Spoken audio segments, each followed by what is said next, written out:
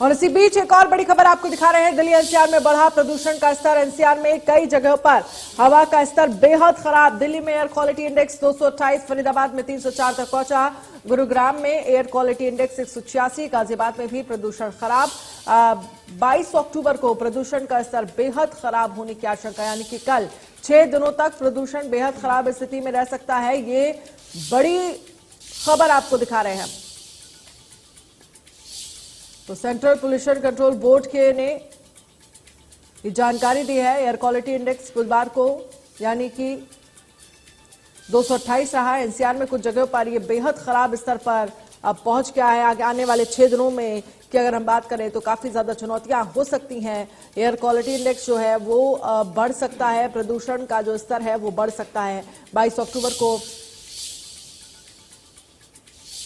प्रदूषण का जो स्तर है वो बढ़ा है। एनसीआर में बढ़ा प्रदूषण का स्तर। लगभग हर साल दिवाली के बाद इसी तरह की स्थितियां होती हैं। प्रदूषण बढ़ता है, एयर क्वालिटी इंडेक्स बढ़ता है। दिल्ली में एयर क्वालिटी इंडेक्स 228, गुरुग्राम में एयर क्वालिटी इंडेक्स की बात करें तो 186, गाजियाबाद में भी प्रदूषण खराब श्रेणी में है। 22 अक्टूबर को प्रदूषण का स्तर बेहद खराब होने की आशंका, यानी कि कल।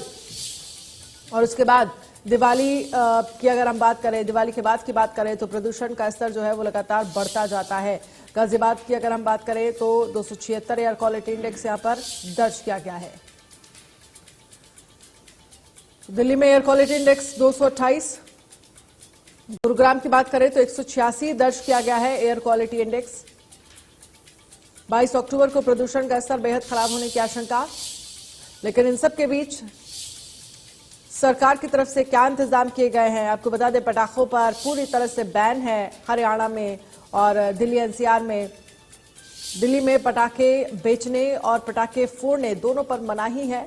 सुप्रीम कोर्ट की तरफ से इस पूरे मामले को लेकर सुनवाई भी की गई, जिसमें साफ तौर पर कहा गया कि बैन लगा रहेगा।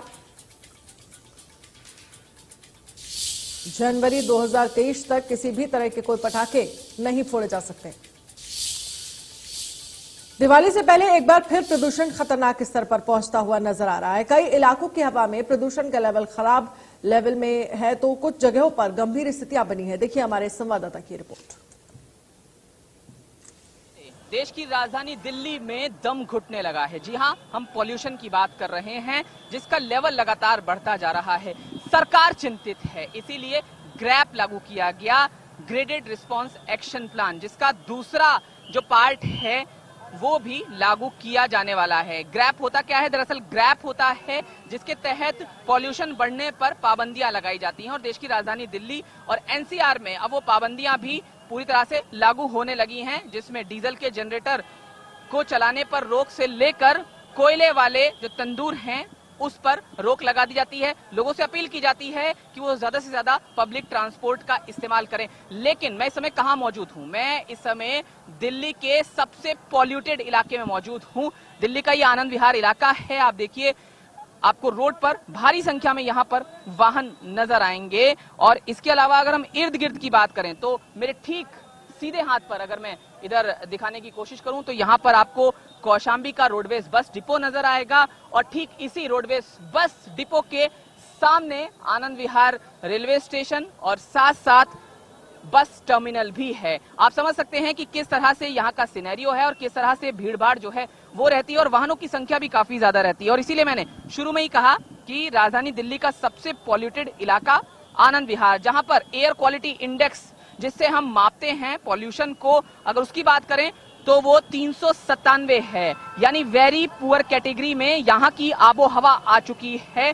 और जाहिर है अगर ग्रैप लागू हुआ है तो उसमें जो प्रतिबंध लागू किए जाते हैं उनको सबसे ज्यादा मनवाना इसी इलाके में जरूरी नजर आ रहा है।